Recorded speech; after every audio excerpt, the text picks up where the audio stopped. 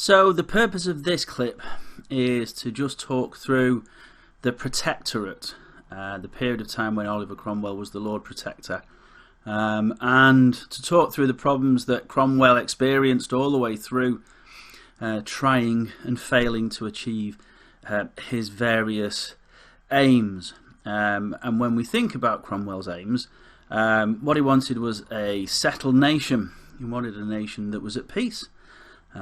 He wanted a godly nation. He wanted to maintain the social hierarchy, which was based on the ownership of land. But he also wanted religious freedom. And there was a certain tension between those different aims. So that's what we're going to look at. I'll talk you through the whole thing, and then there's some work to do. Okay. Obviously, you've done work on this already. Cromwell's first attempt to find a constitutional settlement in an age without a king was the Commonwealth, and this was between 1649 and 1653. The early part of this was taken up by military campaigns in Ireland and in Scotland, but in the end, Cromwell, as we know, decided to dismiss the Rump Parliament and end this particular experiment because he really didn't believe that the Rump Parliament were acting with honour and had the right intentions. And so Cromwell and the army used force, used their military might to end this first experiment. You should have also done a bit of work on the nominated assembly. After Cromwell forcibly ejected the Rump, he needed an interim body that would help rule Britain whilst the new constitution was created. And the device that he came upon was the nominated assembly. Strictly speaking, he couldn't call a new parliament because he had used force to get rid of the old one. So Cromwell chose 140 individuals based on their godliness. And they worked as a kind of parliament, and they achieved some good things. However, and they were only meant to exist until 1654 anyway, but by the end of 1653, the organisation itself asked to dissolve itself because there were serious power struggles.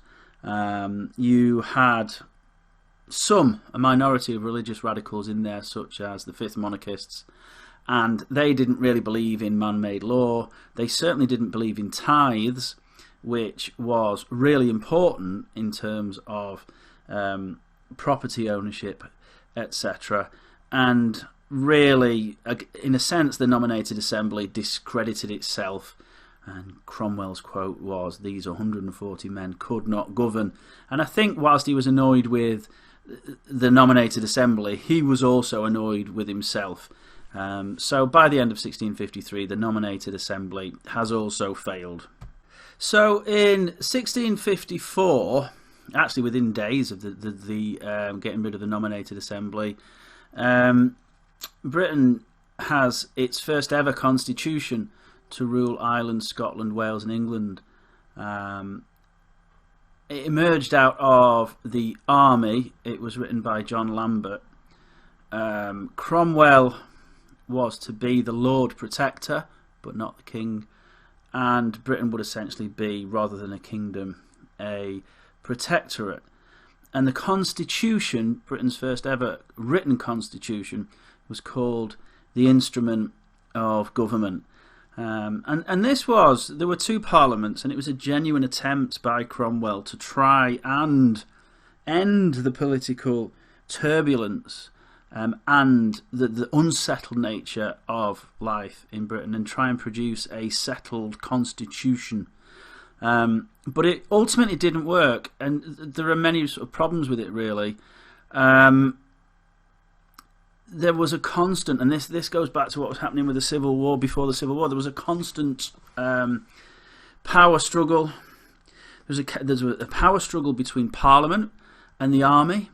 And obviously Parliament was trying to clip the wings of the power of the army. And at the same time, the army weren't prepared to accept this.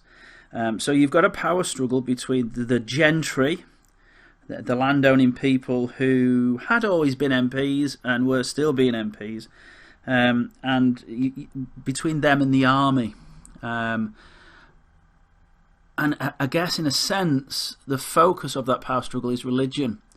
Cromwell was socially conservative. He was a member of the gentry, and he believed in social hierarchy based on ownership of land. But at the same time, he was a religious independent. He didn't want an established church.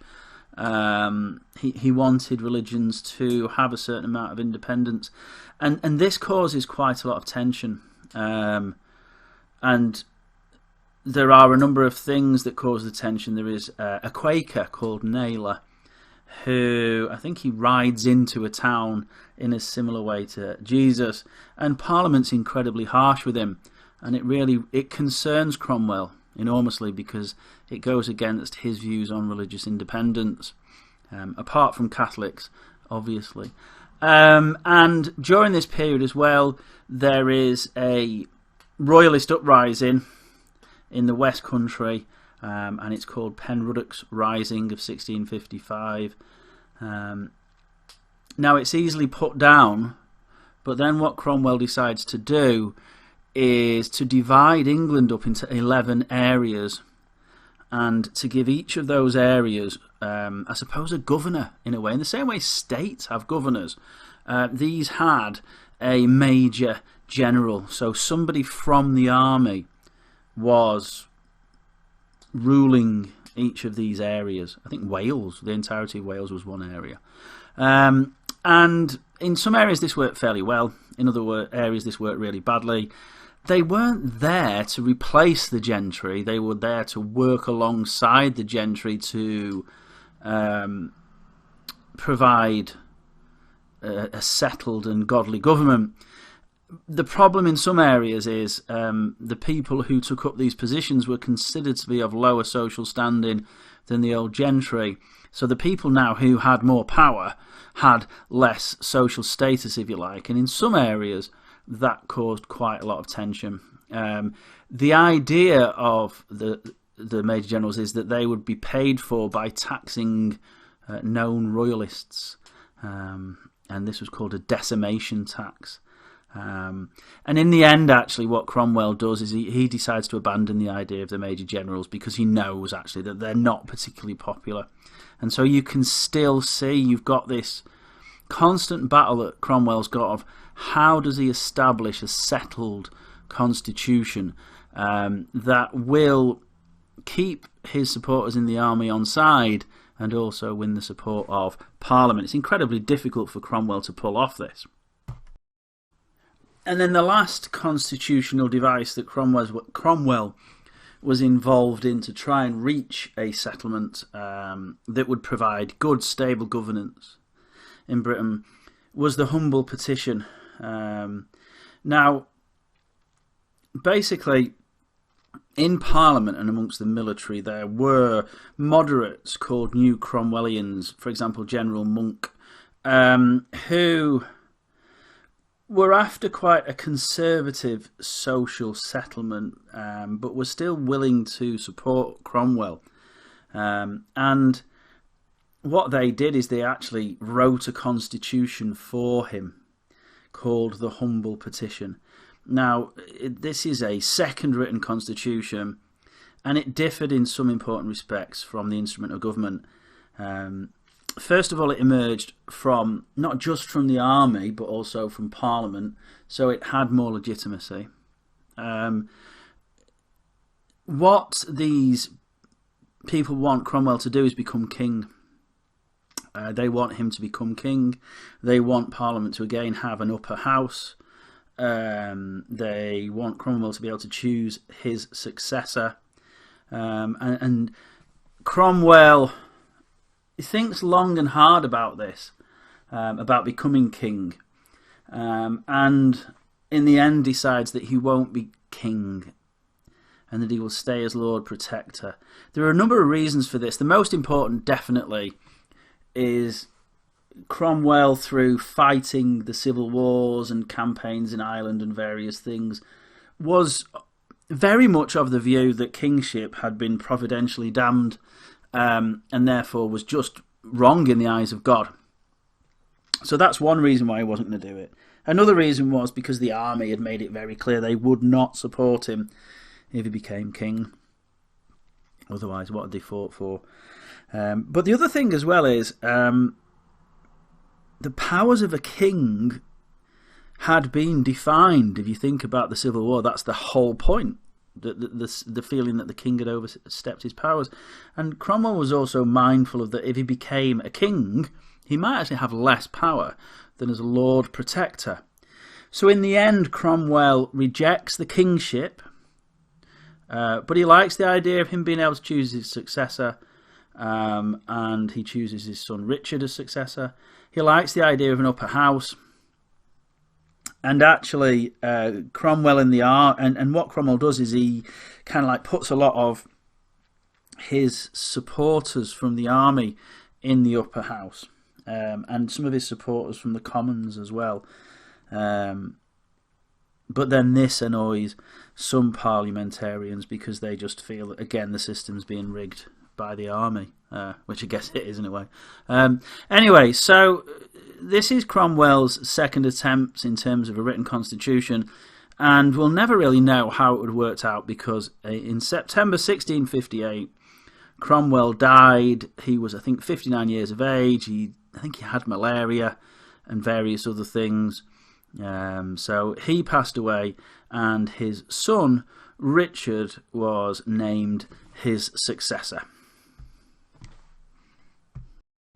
Okay, so as you'll see there are some tasks to do. There's a good few questions to answer and work through based on